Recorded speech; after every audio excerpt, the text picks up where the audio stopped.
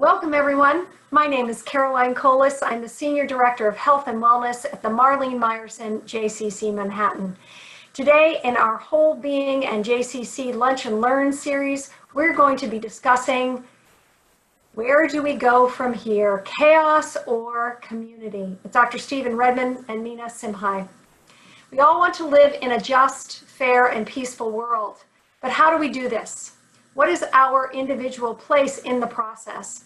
In this session today, participants will be guided to draw on effective altruism and the tools of positive psychology and yoga therapy to engage in crucial conversations on race, white supremacy and privilege, and how the actions we take or don't take can impact racial bias and race-based death. With compassion and care, Stephen and Mina will guide us through a process to foster deep listening, self-reflection, and increasing our awareness about racism, racial bias, and white privilege. Stephen and Mina will encourage us to sustain mindfulness about racism and racial bias, and to be proactive about destroying the new Jim Crow to create a just, fair, and peaceful world. Mina Simhai, MAD-JD, has taught positive psychology and yoga at George Washington University in Washington, D.C., and is currently an assistant instructor at the University of Pennsylvania's renowned Master of Applied Positive Psychology. As a facilitator, international speaker, and consultant specializing in resilience building and increasing engagement, mindfulness, strengths, and meaning, she believes there can be no wellness without fairness. She is also a lawyer, and she'll tell us more about that. And Dr. Stephen Redmon leads yoga retreats around the world through his business, Namdar Yoga. His specialty is helping people, often veterans, cope with trauma. A veteran himself, Redmon worked for the Department of Defense and then a special assistant to the General Counsel of the Department of Veterans Affairs, from which he retired in 2018. He holds a PhD, a law degree, and an advanced degree certifications in yoga, but he originally taught himself yoga while an undergraduate as a way to overcome his own trauma from growing up in Harlem. Surrounded by violence and rampant drug use, Redmon teaches yoga at George Washington University and believes there is a need for bringing people together across all types of racial, religious, and gender lines. He enjoys being a part of a healing community for individuals and communities. We also welcome to the call Megan McDonough, who is the founder of the Whole Being Institute. She will be interviewing Mina and Dr. Stephen Redmon today. Thank you so much, Caroline, and welcome back to those people who are returning, and welcome if you've never been to this group before. I'm glad you decided to join us today. We always begin with a centering. So I invite you to sit in whatever way is comfortable. Your eyes can be shut or softly opened. Doesn't much matter. The deal is for you just to arrive in this moment. So wherever you are, I invite you to take a nice deep breath in and a big exhale.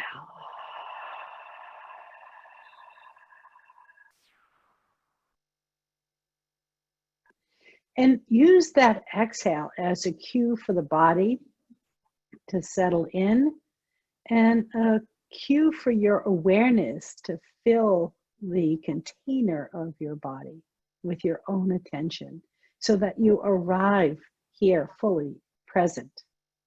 Another deep breath in. Big exhale.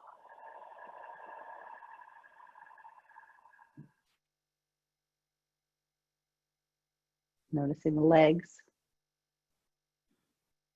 the whole length of the spine right up through the crown of the head. And imagine that a backpack of weight and responsibility is just dropped off of your shoulders so that you have a little bit more space between the shoulders and ears. Bring your attention all the way down, both arms right to the fingertips. And simply notice the space within, arriving in this moment.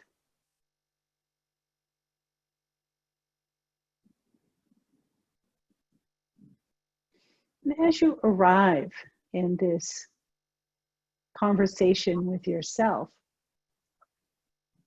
notice what comes up when you think about crucial conversations about race. What happens inside your body when you watch pictures on the television about the protests, or perhaps participate in the protests?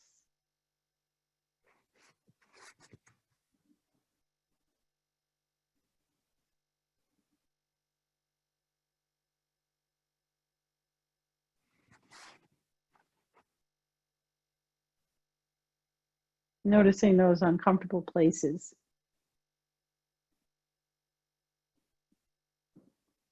The wish for peace. And the questioning of how we get there.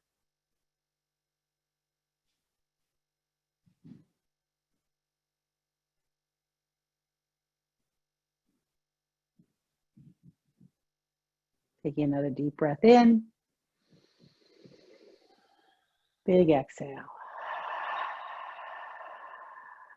Coming back into the room, opening your eyes and just taking a moment to look someone else in the eye and repeat, may you be happy. May you be healthy. May you be safe. May you live with ease. Before I turn it over to Mina and Stephen with some questions, I want to kind of share why the context of that meditation sort of left you hanging. What came up? What was the inquiry? What was the felt sense? Because if it isn't apparent, we're not going to answer all of these questions in the next 60 minutes. I want to make sure that we know that part of what we're doing here is exploring the discomfort, not necessarily wrapping it up into a nice bow at the end of it and say, oh, there we go. Those simplistic ways on the other side of this complexity doesn't happen in 60 minutes. But what we hope to begin today, and in fact, the whole series this week, in fact, a whole series of conversations that we'll be having at Whole Being Institute, is to keep the engagement going so we can create sustained change over a long period of time. So think of this as yet another beginning, because we'll have many beginnings as we go through this process. So I thank Mina and Stephen for both being here. And of course, thank Carolyn of JCC and Phoebe for her work for bringing us together. I want to start really basic, guys. I want to start with a question that came up in your overview of what we'd be describing today, which, Stephen, I think you called the new Jim Crow. What do you mean by that? Wow, we're coming right out of the box. You know? We only have 50 minutes, so yes, there we go. One of the things that I was going to mention along those lines is that this crucial conversation, you settled us about that. The crucial conversation, even around issues like the new Jim Crow and other things we're talking about, center around it being a topic that's being discussed by more than one person. It's a topic that is charged emotionally, and it's something that is high stakes. Those are pretty much the definitions of a crucial conversation. And so when you bring up the word Jim Crow, immediately what comes to mind is something that's high stakes, life and death, charged emotionally. Opinions vary on the topic. That's another component of crucial conversations. But essentially, what the new Jim Crow is, if you're familiar with the old Jim Crow system that perpetuated racism, apartheid at the end of the Civil War, the new Jim Crow, according to Michelle Alexander in her book, I think from 2010, talks about how this current system using mass incarceration and all of the things that go along with mass incarceration, primarily of African-American males and people of color, has ushered in us into an era where it is a new Jim Crow era that has created a caste system, an underclass that has basically solidified racism in that regard. And so that's what the new Jim Crow is. And wonderful book. Mina and I mentioned at the end. We have some references. And so that is one of the books that we recommend as well. But that's the new Great. Jim Crow. Thank you. And Mina, when we think about, I was thinking about the topic today being called Crucial Conversations, and some of us feel like it's time for more than conversations, crucial actions. So I'm curious, when you and Stephen got together and sort of talked about what was needed now, you landed on crucial conversations. Why is that? Well, we believe that conversations need to be the bedrock of any kind of crucial actions that are taken. And I think especially for people who identify as white, a lot of us haven't had these conversations yet, or we haven't had them in the depth that we need to have them, or we haven't had them with people who are brown and black. And so, yes, action is incredibly important, and that's where we're going. But if we don't take a step back and have these crucial conversations, the first person really we have these crucial conversations with is ourselves, is examining our biases and our beliefs, and where do our actions and our beliefs perhaps not jive the way that we want them to. And so it's the idea that crucial conversations are necessary in order to take thoughtful action. We could take knee-jerk action right now, but we don't want just a knee-jerk reaction. We don't want people to take kind of the first easy thing that they think of. This is really about building on this foundation of trust. And we get there by having these difficult conversations with people and recognizing that that's a step that sometimes people would just as soon skip over. And do you mean conversations, just to pull that thread a little bit further, not just between white and those of color, but also between power differentials of police and protesters? All of it. I mean, there are, I think that these critical conversations that need to be had, they're on every level, right? And I think you make a good point, right? We could spend the next 10 years having critical conversations and that wouldn't be enough. But there's an and. And I think that especially for a lot of us kind of with the sort of like driven Western, ambitious, let's get things done mentality, we tend to sort of skip over this step of having crucial conversations, right? So like, okay, what can we change? All right, let's change the laws. No, knee holds are illegal, choke holds are illegal. And those things are important changes, but we can change those laws. And if we haven't been engaging in those important conversations, then the structure of racism that is built into our society and the fabric of our interactions won't change. Mm. And so we want that sustained change that can only be built on those crucial conversations. Yeah, I love that positioning. Thank you, Mina. And Stephen, maybe we should go back even further. I sort of landed the Jim Crow thing right from the beginning. Perhaps we should actually have a broader concept of understanding racism itself. That word sort of becomes a well-used word, but what do we mean when we say racism? Well, and Mina and I, we talked a lot about that as well. But essentially, we're talking about a belief or doctrine that where inherent differences, in this case, let's say race, between various people determine these cultural and individual achievement and are looked upon by people as involving the idea that, say, the white race is superior to a black race or people of color. And in addition to that, you're talking about a power differential. You're talking about the ability of that white race, and say in America, to dominate others in that minority group. It's also a policy system that's around race, governmental systems, structures, institutions. Racism also involves hatred and violence and intolerance. And lastly, which is pretty much in the news a lot now, the violence and threat of violence that can become institutionalized, but also even on the individual level, if an individual actor that is racist is supported by this overall system institutionally or by policies and structure, that becomes part of racism as well.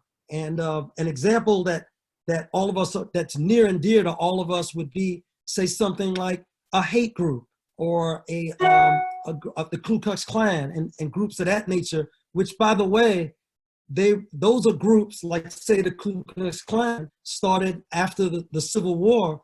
They were also opposing and racist against Jews, Jewish people, as well as Catholics. And so you still have these other elements of these hate groups that are rearing their head. And I think that was important for me to mention that, you know, we have the Jewish Community Center and Council involved. I don't want to assume that some of the folks that are tuning in are Jewish, but I think that's an important piece to bring into this as well. Mm. And thank you. And I have a follow-up question for you, Stephen, on that. Before I get in, I want to invite you in the audience to ask questions. This is a time to sort of set the stage for conversation. So type in if you have any questions, and I will go back and forth between what I have for my questions, which are many, and the questions that you may have. So the follow-up question I had for you, Stephen, is there are many of us, and I put myself in that in this bucket that I'm going to talk about, where we would not use the term racist to describe who we are. It feels so antithetical and abhorrent to us, but there's subtle racist beliefs that we may hold that are so quiet that we don't use the term racist to describe them within ourselves. Does that make sense to you? Yeah, I think it makes a lot of sense. I think that what Mina and I are really talking about here, and that's a great question.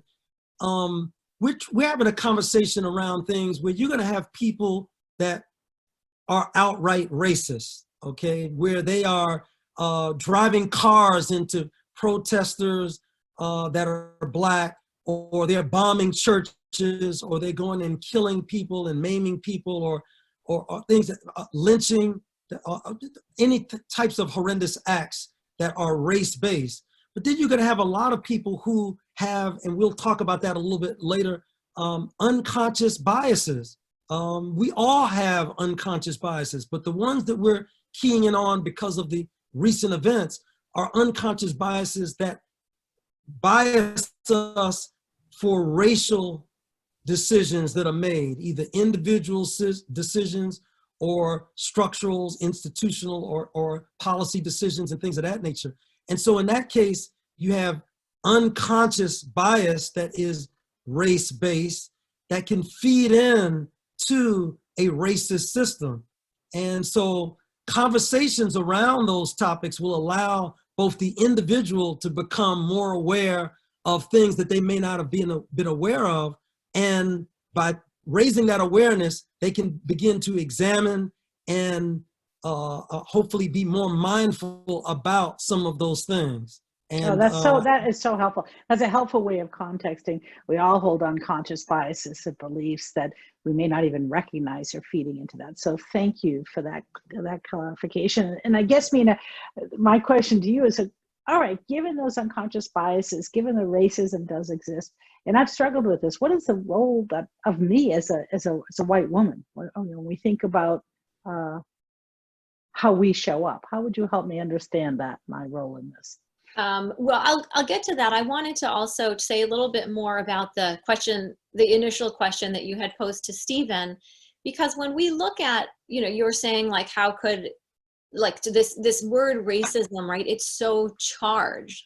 And so how do I notice maybe these tendencies in me? There's the Broadway play Avenue Q, and they had the song that came out, Everyone's a Little Bit Racist.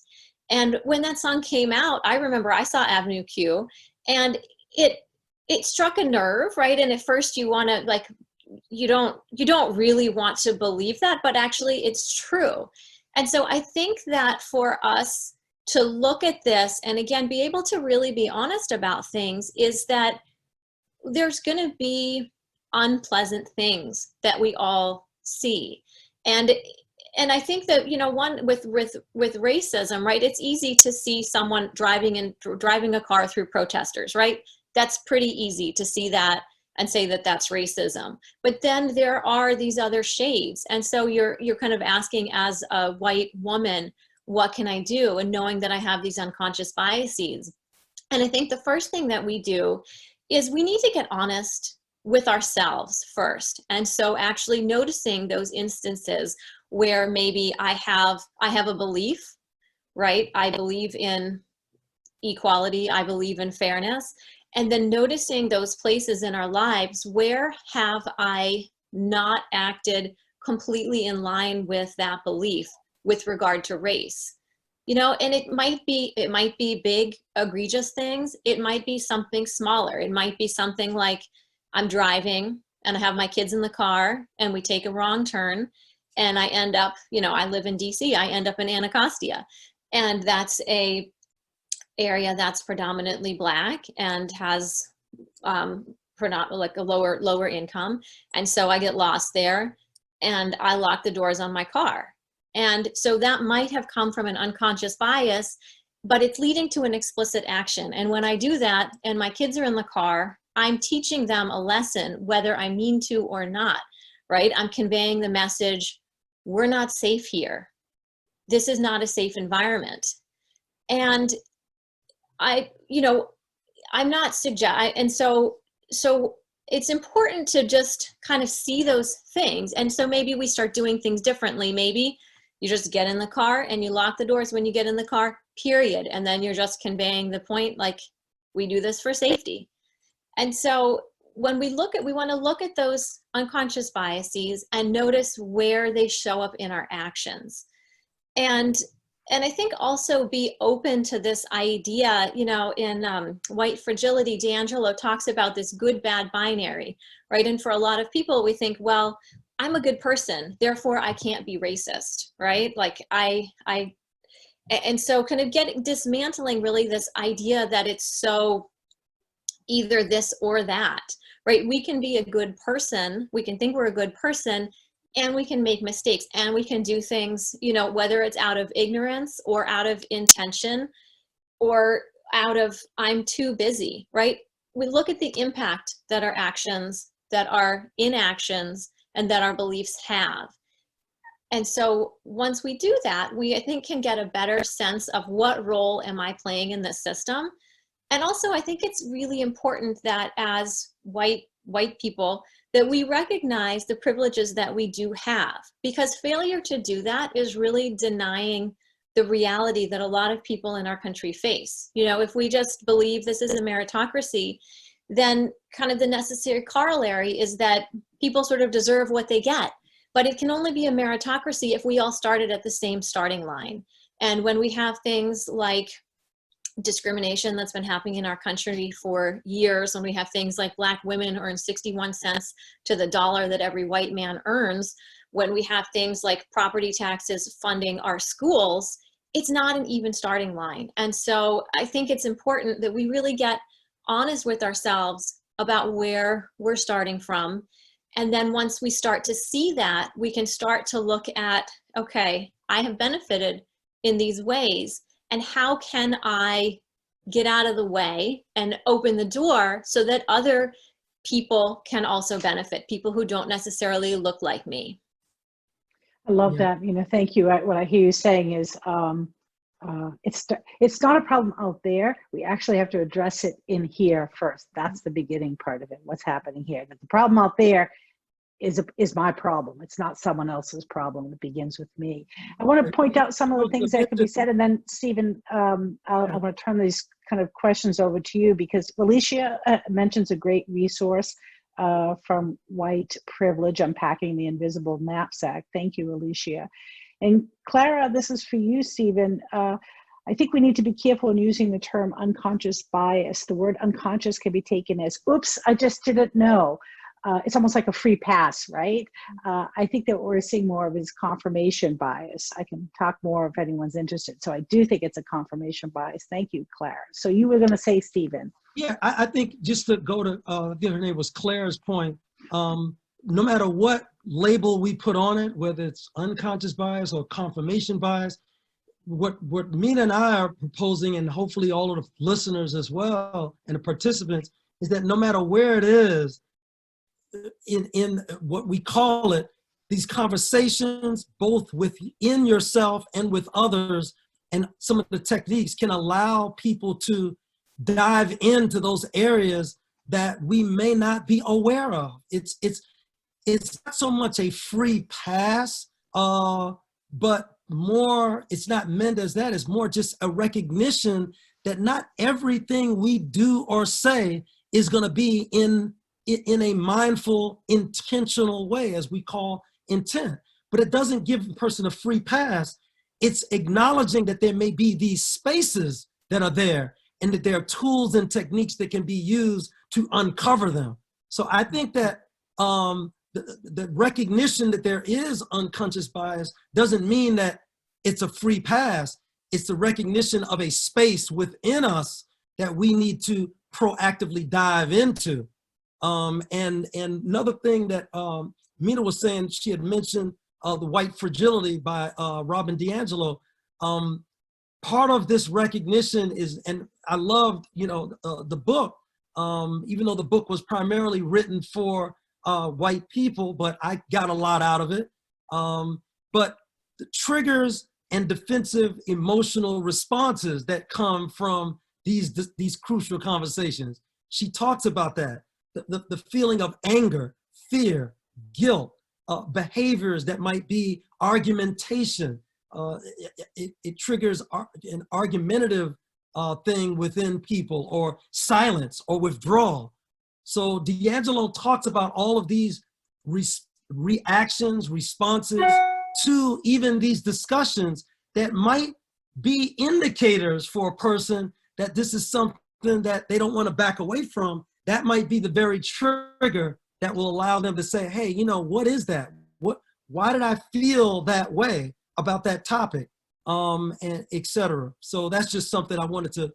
And of course, Stephen, I know you're into yoga. When we talk about yoga, one of the very basic things is to first be aware of what's coming up in oneself. And that takes practice to actually notice the subtle things that are going through our minds, or as Mina said, when we close the doors, or lock the doors when we go through a specific neighborhood. This begins with awareness. Absolutely. And you touched on something that, and this is not supposed to be story time, but I did end up becoming a criminal prosecutor, and I've been, like Mina, I've been practicing a little while, a little longer than her, because I'm 50 years older than Mina, but that's okay. She's young, but I grew up in Harlem, as was mentioned earlier, and the precinct that I grew up next to was the 30th precinct, and I grew up in an environment where it wasn't uncommon for me to see police taking bribes, doing all types of things. So I grew up in an environment where I saw a lot of negative things with Black people. I saw negative things with white police taking bribes, and corruption and police abuse and things of that nature. And so over time, I even at some point became biased, thinking, why is my neighborhood like this, and the neighborhood is not like other neighborhoods that I've gone to that are predominantly white. I began to develop some biases about myself as a Black person and my communities. It wasn't until I went to Colgate University, which is in a small town, there's no Black families that live in the town, or maybe one, that I began to realize, and when I became a resident advisor after being there, that a lot of things that I thought were only attributed to Black people were human conditions. I saw, how the white students celebrated when there was a victory in basketball or football, tearing things up, destroying windows, but that was acceptable in that environment. But by Monday afternoon, whatever destruction went on in celebration at the university and universities across the country, it was cleaned up. It was policed up. The windows were fixed and it was cleaned up. But in Black communities and communities of color, there were windows that were broken by human conduct. Same thing, might be celebratory or other. Windows would stay broken for decades. And when that accumulates, both the residents there as well as onlookers to that community is like, what's wrong with those people? Why don't they upkeep their property? Well, I think 99% of the folks living in those communities are upkeeping things, but there's a difference in way society might repair those things, a difference in terms of resources. So I'm just giving you an example of how, you know, biases can creep in both to Black people as well as white people in these situations. I find those stories very helpful to put into place. Amina, you have something to add to that? Well, I do want to touch on this point of confirmation bias, because it explains why it's so hard for us to change these unconscious biases that we have, right? So probably a lot of listeners know, but in case people don't, confirmation bias is when we either discard information that does not fit with our worldview, or we minimize it. And it happens, right? It happens to all people. And so someone might have a view that, you know, they might view a certain racial group, if people have negative stereotypes of people of color, and then they look at some of these statistics on racism, right? That, you know, 1 out of 8 Black men in their 20s is locked up on any given day. And so they might see that statistic as representing a confirmation of a bias that they have, rather than recognizing actually the system is prosecuting Black people far more often, and without, you know, throwing out the information that actually white and Black people seem to use drugs at about the same rate, but Black people are much more likely to go to jail for it. And so confirmation bias makes it so difficult for us to change the way that we see things. And even when there is a piece of information, right, even when people see someone, maybe someone has a negative stereotypes about people of color, and then they see Oprah Winfrey, who is incredibly successful, beautiful person, and instead of having that change the way that they feel about people of color, it might just say, well, we sort of might see her as an outlier. So confirmation bias is a real thing, and it's what makes this so difficult to really unpack and dismantle these beliefs. And, you know, then there's also the affinity bias, how we have a preference for people like us. And that's, again, another complicating factor in all of this. So, you know, we might, if our boss tells us, you know, we have an opening, who do you think might be good for the job? Kind of our knee-jerk reaction might be to think of people who are like us. And it's important that we can notice that, right? And the yoga, the mindfulness can help us be aware of that. But just because these biases trigger these knee-jerk reactions does not mean that we have to stay there, right? We can use these tools from positive psychology, from mindfulness, to let us see that, oh, okay, my initial reaction was to recommend my female friend from college for this job who's got a background like me, but maybe I can think a little broader about other people who are also qualified for this job, that maybe, you know, don't have that in just because of who they are, where they went to school. Very helpful. And I want to also just acknowledge Sean put a resource in the chat. She's been using the white supremacy culture in all her conversations. She gave a link. Thank you for that, Sean. Yes, and Caroline says permission to be human and accountable for our biases, which is exactly what you were saying, Mina. So let's switch gears to tools, shall we? What are some of those tools? And I don't know if Stephen, you want to start, or Mina, you want to start, but maybe I can start, and both of us are going to chime in. And I want to go to a slide that I think, just so sort of the audiences and the participants know, Mina and I had 10,000 slides, so spared you that, and we're only going to show you a small slice of those. But we were ready to attack you by PowerPoint, but we didn't do that. But I'm going to show you this particular slide. I'm going to go and share my screen for a moment.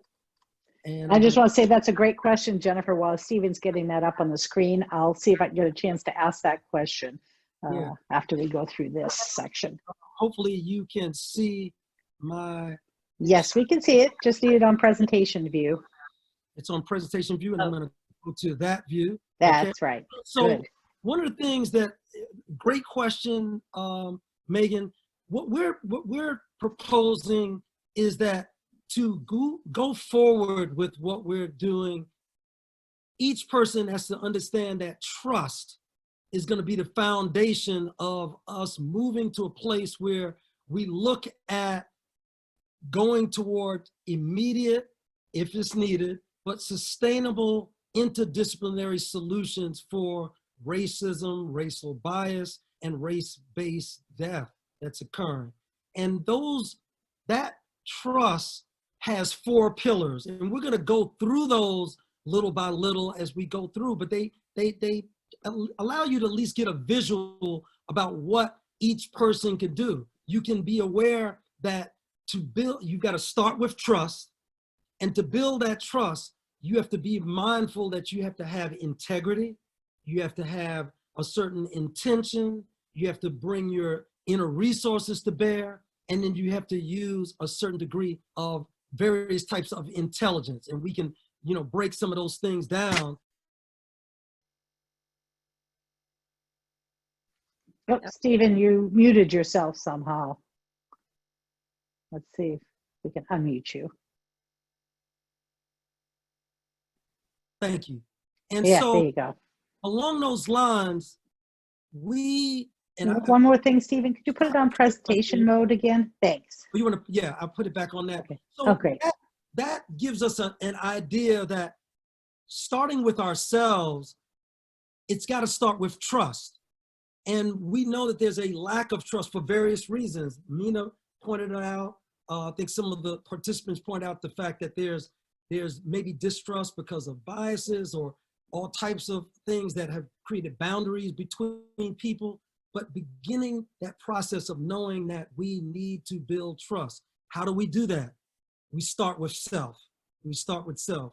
And I don't know if Mina wants to pick up from that. We've got a few suggestions, concrete suggestions. The first one with integrity, and I can go at least at the high level, look at these things because we have a limited amount of time. But by integrity, we're just referring to walking the talk, walking the talk. If we're serious about wanting to make inroads and take these crucial conversations beyond just conversations, we have to begin to not just look at political sound bites or social sound bites or just, okay, well, I'm gonna just tune into one lunchtime session with the JCC and Whole Being Institute. I'm gonna check that block and move on. All right, but we have to begin to walk the walk. And of course, we can spend more time talking about what that could look like. The second thing is intention, to be authentic, okay? To be authentic. And in my notes and in my mind, when me and I were talking about it, I said that we have to be able to ask ourselves, what type of BS are we offering in this space? BS, what do you mean by BS? I mean what we know to be BS. It could be bullshit. All right. Yes, I use the S word, but also it could be your best self. Okay. So each person has to say, am I trying to bring my best self as far as my intention, or am I trying to BS through this situation? All right. That's a personal issue. All right. But that is something that needs to be looked at. The other thing in terms of inner resources, your talents, your tools, your attitude, your abilities, your skills, your sharpness, your knowledge, your kindness, your style and your spirituality. You're bringing all of those things to bear. Whole Being Institute would say you're bringing spire to it, okay? And Megan can tell you more about what spire is, right? The last thing would be intelligence. And you're like, oh, intelligence? We're talking about using open source intelligence, all right? The internet and all these other books and resources. We're talking appreciative intelligence, okay? We're talking using flowing intuitive intelligence that's within our hearts and our minds and our bodies and our spirits. We're talking emotional intelligence, and we're talking about the intelligence that comes from being resilient and knowing that we have to approach this in an intelligent, resilient way. So those are the pillars that lead to us keeping that roof up for those sustained interdisciplinary solutions to racism, racial bias, and race-based death. But so that's a long answer, and we can give you some other skills along those lines. But Mina? Yeah. Yeah, well, and along those lines, I think when we say intelligence, I think what we're really talking about is educating yourself, right? Educating yourself at sort of the individual level and at the structural level. So we've talked about biases, kind of uncovering where maybe you're in and out of integrity, but then also educating yourself about what is the experience like for people who are different from me. And really trying to understand that, but at the same time not expecting people of color, to brown, black people, to educate us, but really without sort of grilling people that we know, it's on us to sort of learn about those experiences and see what might it be like how would my life have been different if I had to actually think about maybe I should put on some nicer clothes to go shopping on the weekend, right, so that people don't follow me around. I'm lucky that was not my experience, but to actually see that for a lot of people in our country, that's what their experience is like. And how would you feel going about your daily life when you face things like that? And so, but then also educating ourselves on a wider level, right? Learning about the new Jim Crow, learning about the community policing and different rules and structures that are in place in our country, learning about the role that the color of our skin has played in a lot of ways that sometimes we frankly, we don't like to look at. I think all of this, when we look at these results, there's a quote from Douglas Blackman that I'd like to share. And it says, when white Americans frankly peel back the layers of our commingled pasts, we are all marked by it. We are marred either by our connections to the specific crimes and injuries of our fathers and their fathers, or we are tainted by the failures of our fathers to fulfill our national credos when their courage was most needed. We are formed in molds twisted by the gifts we received at the expense of others. It is not our fault, but it is undeniably our inheritance. And so when we're looking at what can we do, we want to be honest about that inheritance. And I think that looking at the inner resources pillar, some of the things that can help us do that, there's a lot of useful tools from positive psychology. So as we, especially for people who are kind of at the beginning of this road, in order to stay in the discomfort and allow yourself to be there, we can look at mindfulness, active constructive listening, tool from positive psychology, right? We want to listen, seeking to understand, not judging. And this idea of one idea of altruism, which is assuming good intent, right? When somebody, especially if this is someone whose experience is very different from yours, is explaining to you what it was like, or maybe it's a colleague at work and they felt invalidated at a meeting, to not brush it under the rug, not judge it, not downplay it, but actually to assume good intent and really try to have empathy, and sort of have empathy, but knowing that we will never understand, and we can seek understanding, but what we can do is respect. In positive psychology, we talk about really all people want to be seen, and they want to be known, and they want to be validated. And so how can we bring those ideas to everything that we do? And so I think that, what do we do from here? There's simple steps, right? You can write a check, you can donate time, you can donate resources. But I think that this, for a lot of us, this question of really looking inward and looking at how is either what we're doing or what we're not doing influencing the way things work in society. And it could be a small microcosm of our job or our family or our community. It's interesting to me, both of you talk about the intellectual. It seems to me that we have to be done as individuals with this superficial crust over racial injustice and dig deeper individually and inquire and really search for those places that we are participating either in one way or another in what's happening societally. And one of the questions that Jennifer came up with, that Sean, thank you for adding in some resources, is why now? I think that's a great question. What's happening now that, again, this is Oh, always underneath, this has been underneath the crust, as I'm saying, but somehow it's sort of blown open. Why is that?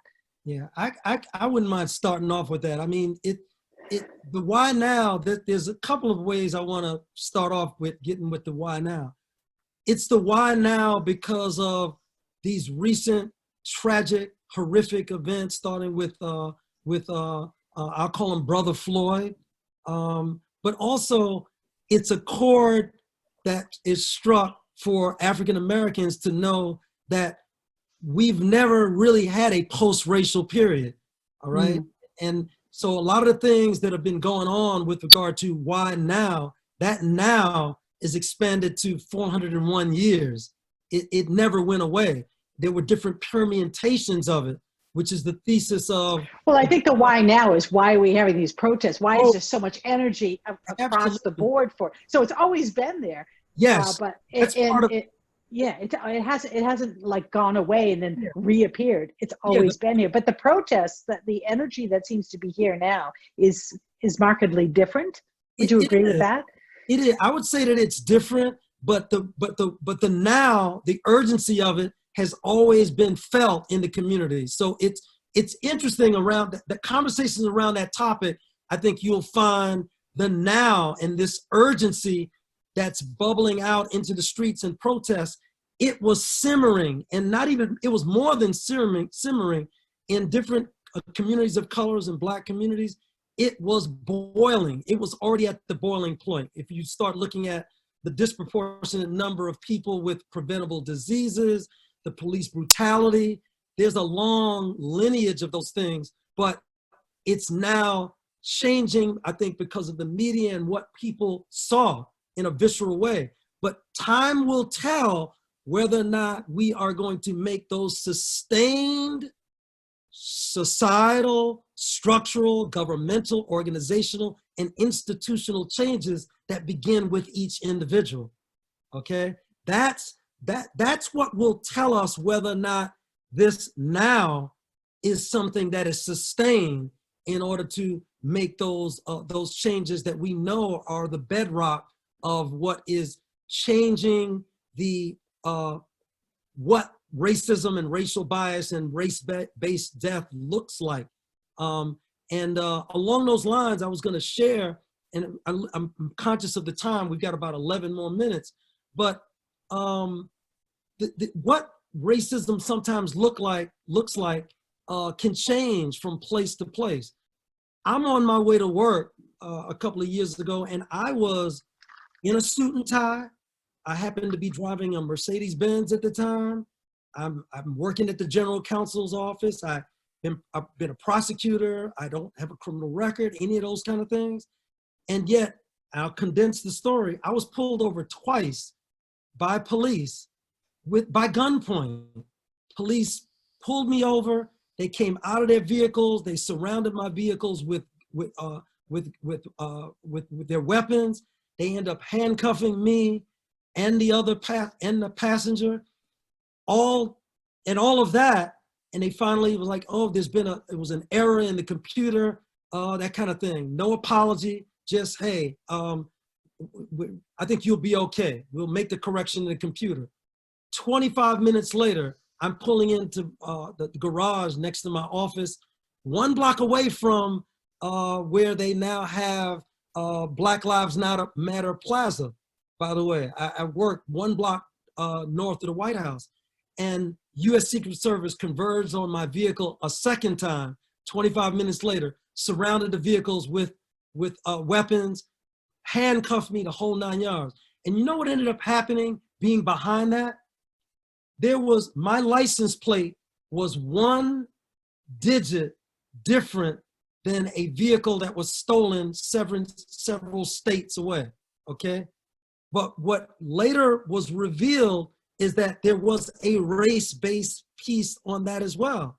Because when I did a FOIA request, it revealed that the dispatcher told the police officers that the car that I'm driving was not stolen and that the license plate was on the correct vehicle. But I do believe that because I was Black, that the way they approached even those two situations, 25 minutes apart, was because of a lot of racism that's built into and biases and discrimination. But again, I'm just sharing that with you to say that this is the kind of thing that can rear its head when we're not mindfully and proactively diving into these things. So it's just, and you might want to read the note from June, who said, thank you for sharing your story. And that's definitely the BS you referenced earlier. And then she said double BS with being pulled over twice. So yeah. And positive psychology comes into this, and Mia could speak to this as well. But for my practice, going back to what individuals can do, but for me being grounded in positive psychology, but more so years and years of meditation and mindfulness and breathing, I tell you, if I hadn't had that practice, and if I had to think my way through surviving those two life-threatening situations, I don't think I'd be here speaking with you right now. It went to automatic, the breathing, the mindfulness, the breathing and being mindful to the point where I knew that to survive, I had to project calm. I had to use those mirror neurons, and they had to be in place without me having to think.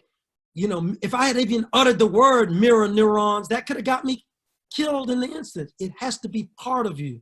So these practices that maybe Mia could even expand on, or I could expand on, are about being with the breath, using mindfulness practices that will allow you to be calm and bring your best self, not your BS to situations. Your BS has becomes let it be your best self. And so, Mina, I'm curious because I loved hearing Stephen's story about his lived experience, and it's obvious why this crucial conversation is so important to him. Could you share a little bit about your story, about why you bring this work with Stephen? I know you've spoken at the Embodied Positive Psychology Summit, and you too will be teaching a 7-week course at Whole Being Institute about these crucial conversations. What brings you to the table? Why is this important to you? You know, for me, I think the one personal experience that has really shaped this for me and brought me to the table was growing up as a Persian American in North Dakota. And so I'm technically white, right? Like that's what I put on the census. And yet I feel different, and I certainly felt different. And I like living in the Northeast because at least there's more people with brown hair and brown eyes. But growing up in North Dakota, you know, most of the other white people were all blonde and blue-eyed, and my dad had a big beard. And so, you know, I guess I was told, because I was asking my parents, like, you know, kind of, and like people would ask me, like, I remember my track coach asked me, Mina, what are you?